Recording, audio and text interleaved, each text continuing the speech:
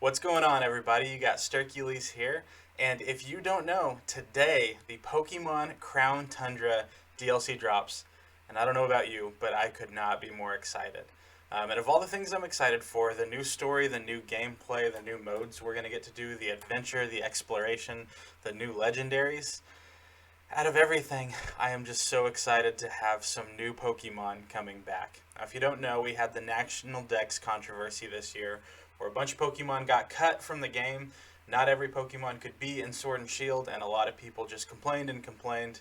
It was rough to sit through, but really one of the best things about the DLC has been getting to see some of the old Pokemon come back. So I myself have kind of been a fan of it in the long run. But today I want to look at the top 10 returning Crown Tundra Pokemon for me. For me. This is not me saying these are the best. This is not me saying these are just even objectively the best. These are just the ones that I'm most excited to have coming back. To an extent, these aren't even my top 10 favorites, though I have a lot of favorites in there. But just a mix of what I like, what I might be excited to shiny hunt, what I'm excited to see back in things competitively. Just kind of a mixture of all that. So you can see the list of mons we got. You see the Nido family, you see you see Crobat, you see all the fossils from Gen 1, Gen 3, Gen 5, and 6. You see all the pseudo-legendaries that didn't make it, like the Metagross family, the Dragonite family, Garchomp family, Salamence family. You see a lot of some filler Pokemon here and there. You see the Hoenn starters, the only other starters that made it into it. And then you see a ton of legendaries. Ton of legendary mythical Pokemon and Ultra Beasts, which all come together as legendaries, are coming back in this. So I'm not going to go over all of them. You can see the graphic here. If my face is blocking any of it, it's just a few Ultra Beasts at the bottom. And you can pretty easily find an image of what's been leaked to all be coming back. So coming in at number 10, we've got Cryogenol. Now, Cryogonal has never been a Pokemon that's been on my list of favorites by far. But it's a cool mon. It's very fun to use in competitive, and I think it's a good value mon. It gives you things like hazard removal with Rapid Spin. It gets its own recovery with Recover. It gets the move Freeze Dry, which hits water type super effectively. Gets good use of Toxic. It's just pretty bulky, but really just another hazard removal option. You can never have too many Rapid Spinners, even with heavy duty boots being a thing. It's just really nice to have. Pure Ice type with Levitate, so that gives you an immunity. And as you can see, it's got pretty decent stats. Like 80 HP is okay, 95 special attack is usable, and then really great special defense and really good speed. So it becomes a good defensive mon. Good speed for hazard removal. It not having hidden power does hurt it. And it's not really getting any exciting new moves other than Triple Axle. And even then, it has a bad attack stat. You're not going to be using it. But that's just been a cool ice move that people have been using a lot. Coming in at number 9, we've got Cortana. Now this is going to be the only Ultra Beast that I put on this list. I'm not the hugest fan of Ultra Beasts. They are very good, and they can be very fun to use in the right way. And I do got to say, I like Cortana. You can see that just ridiculous attack stat, 181 base attack, with a really good speed and a decent defense to where it can take some physical hits well. I say a decent defense. It's a really good defense.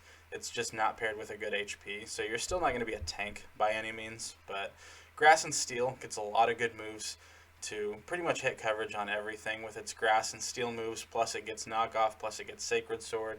Gets things like Swords Dance. It gets Psycho Cut, I believe. And the new moves it's getting are Solar Blade and Grassy Glide.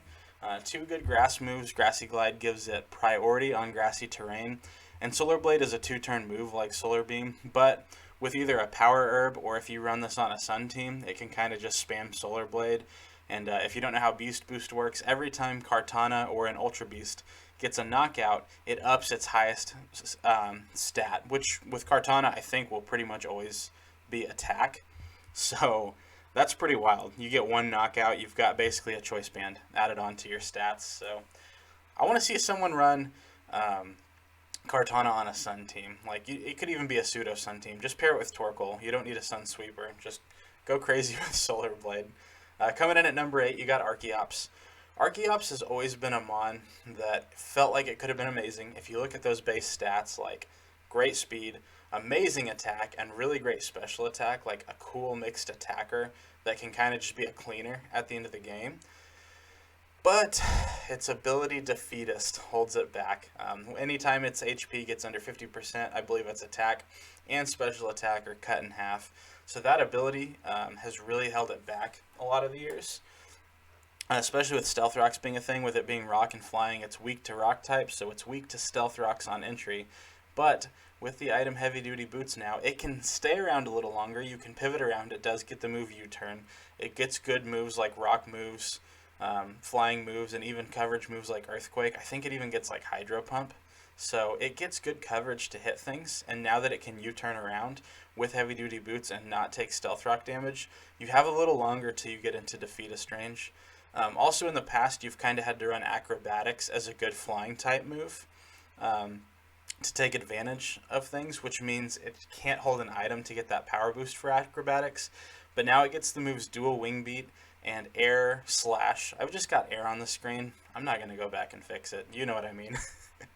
It gets Air Slash, which is a special move, but Dual Wing Beat basically hits twice. It has a chance to miss, but if it connects, it's basically becomes an 80 base power move, and since it hits twice, it can break Focus Sash, so that means you can now run this thing Choice Scarfed or Choice Banded without having to worry about Acrobatics being weaker. So I mean, you run a set like Stone Edge, Dual Wing Beat, and U-Turn and Earthquake, with Choice Band, you are hitting so hard. This thing's going to be fun to use. And I'm glad it's getting better because it's a very cool mon. Still not broken because Defeatist will always hold it back a little bit.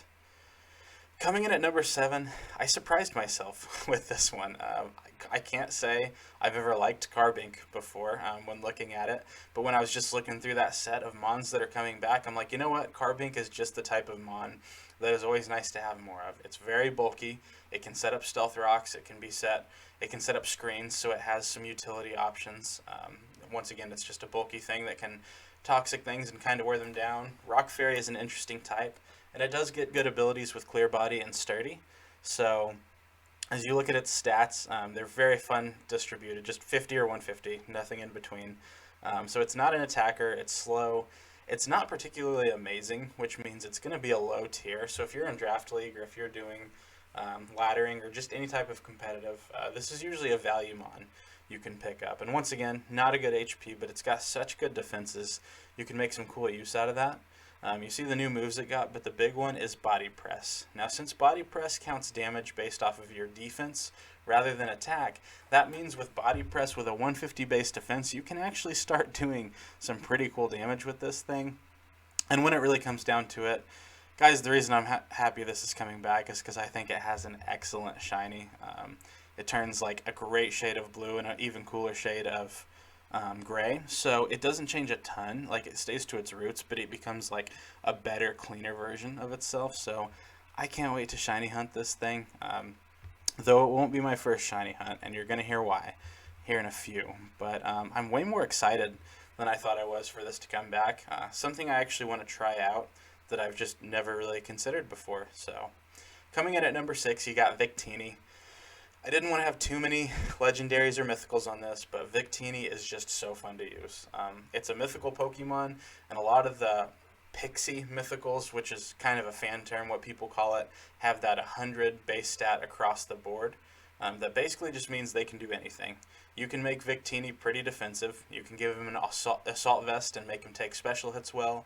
You can give it any choice item, and it's got a good enough move pool. It's got pivoting options, fire and psychic, hit most things neutrally, gets a lot of electric options to hit bulky water types, gets Grass Knot, I believe, so he's just kind of all over the place with what he can do as an attacker.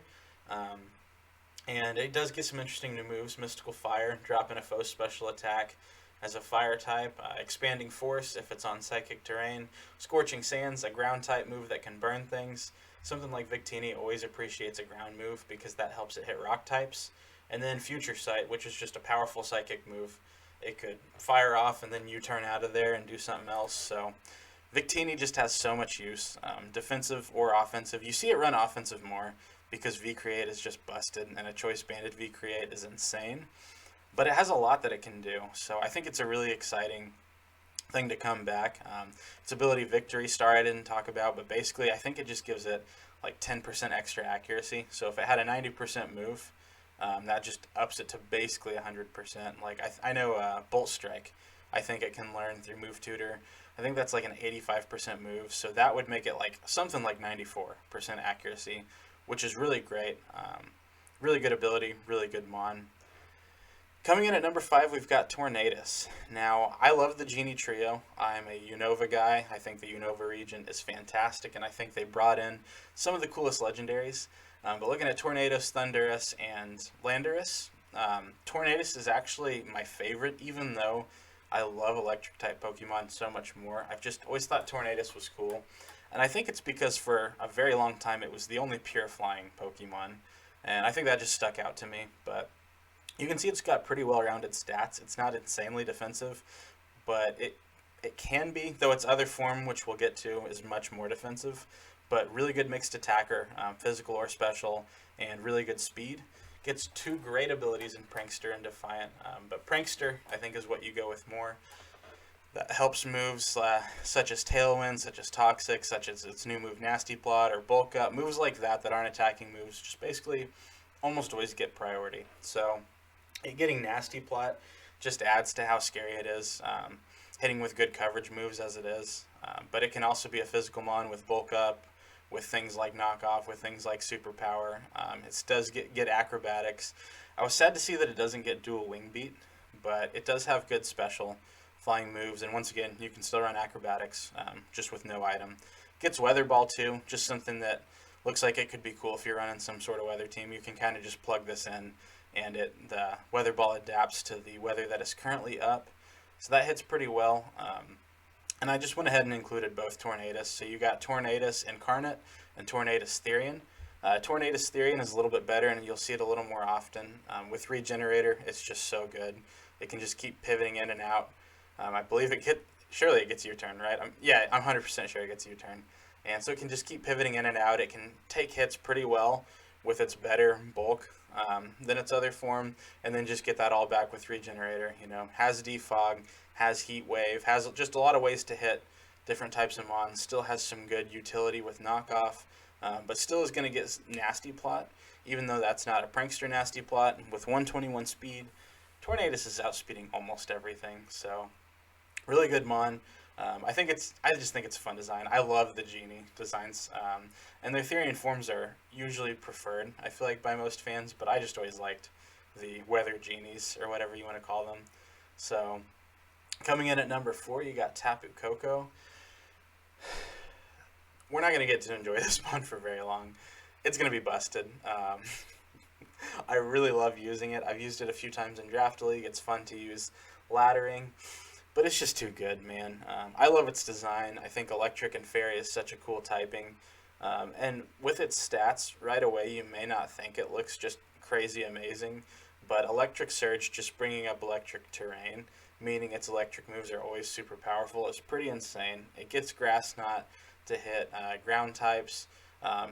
It losing Hidden Power is actually pretty big because it relied on that a lot, but it got a lot of new moves. So basically, from the special side, it's usable, and it does have things like Dazzling Gleam. It does have Calm Mind.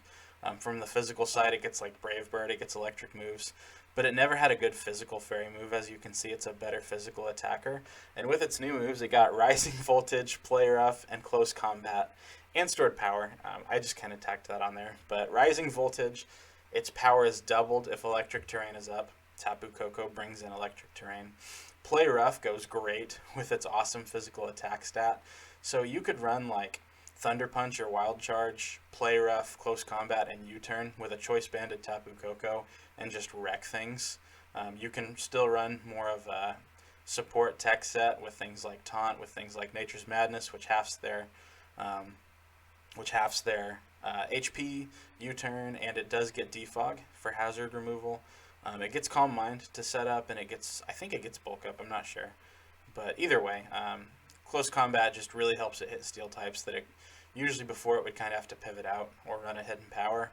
And now with that beastly attack stat, it can Close Combat steel types that think they can switch in. So Tapu Coco is good. We might not have Tapu Coco and Bulu for very long in Draft League or laddering, and then Tapu Lele always gets banned, so Tapu Fini might be the only Tapu we have. But it's going to be fun to use while we can use it. Really fun to pair with Alolan Raichu, as you guys know. Really fun to pair with Hawlucha or Hitmonlee. So a lot of use out of that, even though we might not have it long. Coming in number 3, we've got Tyrantrum.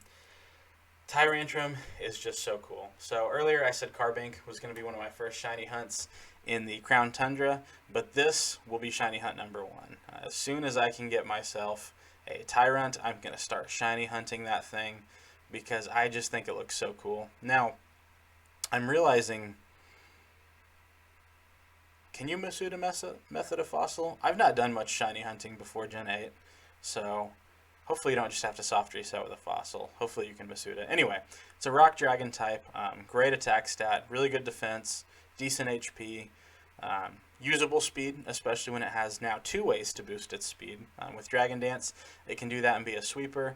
I think it's best used as a wall breaker. Just Choice Band, Head Smash with Rock Head is stupid. Hits so hard. You can throw Outrage or Dragon Claw on there for its dragon move. You can give it something like Earthquake to hit steel types. And it now gets close combat to help hit steel types or other rock types. It now gets high horsepower, which you would prefer to use Earthquake, but there's a lot of grassy terrain running around these days, and there's going to be even more with Tapu Bulu coming back. Scale Shot is the new dragon move that hits 2 to 5 times, and it lowers its defense but ups its speed. So if you wanted to up your speed but didn't want to run Dragon Dance, say you wanted to run like a Choice Band set or an Assault Vest set to where you couldn't click Dragon Dance with Tyrantrum, you can click Scale Shot and you're now upping your speed and attacking at the same time, which is pretty cool. Breaking Swipe, you probably won't see it used much, but it's something it has now. It can hit you and lower your attack all in one. So I just think Tyrantrum is really fun to use as a breaker or cleaner. It can get Stealth Rocks too, so you I don't want to say you can make it like super defensive, but I mean it can take physical hits and help you out getting up some rocks. Has Strong Jaw too. Was sad to see that it didn't get Psychic Fangs to help take advantage of Strong Jaw, because right now mostly you just see Crunch ran with that. You're going to see Rockhead almost every time on this thing, but I think it just looks so good, and it's shiny with the blue and white. Just looks so awesome. So I can't wait to get a shiny of that. Coming in at number 2, we got Dragonite. I love using Dragonite. It's fun to use in a lot of ways. You can use it especially on a rain team. You can use it as a late game setup cleaner with Dragon Dance. It gets Choice Band Extreme Speed, Choice Band Outrage, Choice Band Earthquake. Gets a whole lot of moves. Most Dragon on the physical and special side, most Dragon type Pokemon have a lot of coverage moves, and Dragonite is kind of the pinnacle of having all that crazy coverage. You look at its stats, it's pseudo-legendary, which means it does not have any bad stats. Like 80 speed is its worst stat, and even that's pretty usable. You can make it kind of more defensive and more support if you want to. It doesn't get U-turn, which is a bummer, but it's got Scale Shot now. It's got Dual Wing Beat, which helps because it's really, once again, never had a great flying type move. Like, it doesn't get Brave Bird. You don't really want to use Fly because your opponent can usually kind of just predict and switch a resistance in. I don't even know if it got Acrobatics before. It's always been able to use Hurricane, but it's now it's got Air Slash too, which is just a little bit more accurate, and you can flinch your opponent, and you got Hydro Pump. So Dragonite is amazing with multi-scale. If its HP is at full, then it basically takes half damage from any move, which means even its 4 times weakness to ice usually will not kill. If it's at full health, Roost can get it back up there. And now with heavy duty boots, that is so hard to say every time. Now with heavy duty boots, it's a lot harder to break its multi-scale because you can't just do that with Stealth Rocks anymore. So this thing's going to be even more of a monster. If you have heavy duty boots, it's even easier to get a Dragon Dance up now and just start hitting things really hard. Like half the time you could just run like a Dragon move, Earthquake, Roost, and Dragon Dance, or Extreme Speed or something, and you're just doing a whole lot of work. But it does fit really cool on some weather teams as well too. Coming in at number 1, was there any doubt? I mean, I've got a new channel. Probably haven't watched many of my videos yet, but if you've watched barely any videos at all, you've heard me rave about how much I love Nidoking. If you've had a conversation with me about Pokemon, you know this is my favorite mon. I'm not a Gen 1er, but I've been around since Gen 1, and this has been my boy since the get-go. It's just so much stronger than its stats say. It's always been kind of like an underdog Pokemon, like not amazing, but really good. And once it got Sheer Force, it's way better.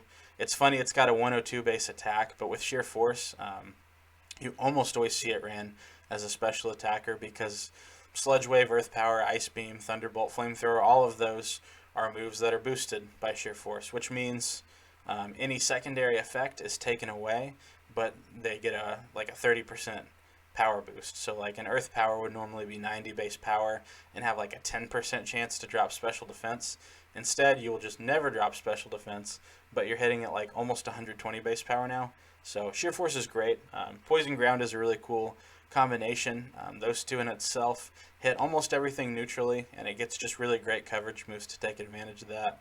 If you see the new moves it gets, none of them are super great for it, unfortunately. Scorching Sands is cool because it's a ground type move that can burn, but if you're running Sheer Force, it'll never burn, and it's not as strong as Earth Power. So if you're running a Poison Point set, I guess Scorching Sands is okay.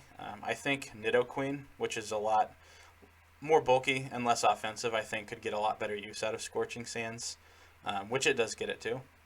It gets Hex now, so Nidoking can set up Toxic Spikes, so if you come in on Toxic Spikes, it can hit you with a pretty strong Hex, though I feel like Shadow Ball, which I think it also got. Maybe it didn't get Shadow Ball. If so, Hex is huge for it. And then High Horsepower, if you are running a physical Nidoking and you are going up against Grassy Terrain, now you've got that.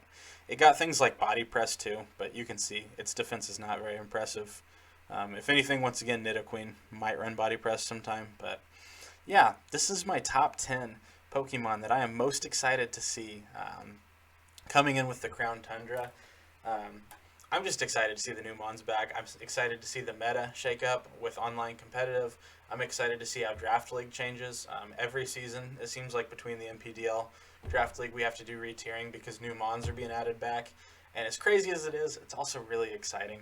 So, and it's just going to be fun to see them back in the game. Like, I've got a shiny Nidoking from Pokemon Let's Go Eevee, and that I am going to transfer over when I'm able to, and I cannot wait to have that blue Nidoking follow me around. So excited to do some shiny hunting, excited to see the story, but really I'm just excited to see these old Mons back in the new game that I love. So if you liked this video, please do like, subscribe, leave a comment, give me any constructive criticism you want to give, ask any questions, tell me what Pokemon you were excited to have back in the Crown Tundra.